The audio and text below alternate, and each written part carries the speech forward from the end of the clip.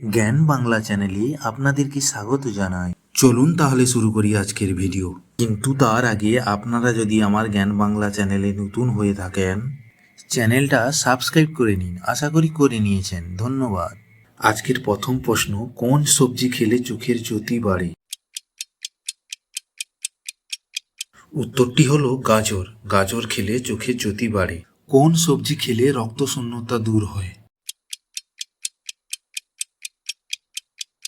উত্তরটি হলো পালং শাক। পালং শাক খেলে রক্তশূন্যতা দূর হয়। কোন পাতা গ্যাস্ট্রিকের সমস্যা কমাতে সাহায্য করে?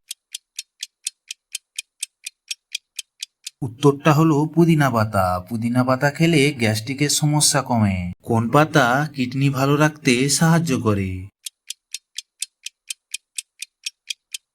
উত্তরটি হলো ধনিয়া পাতা। ধনিয়া পাতা কিডনি ভালো রাখতে সাহায্য করে। কোন সবজি খেলে ক্যান্সারের ঝুঁকি কমে? উত্তরটি হলো ব্রকলি। ব্রকলি খেলে ক্যান্সারের ঝুঁকি কমে। কোন সবজি খেলে রক্তচাপ নিয়ন্ত্রণ হয়? উত্তরটি হলো লাউ। লাউ খেলে রক্তচাপ নিয়ন্ত্রণ হয়।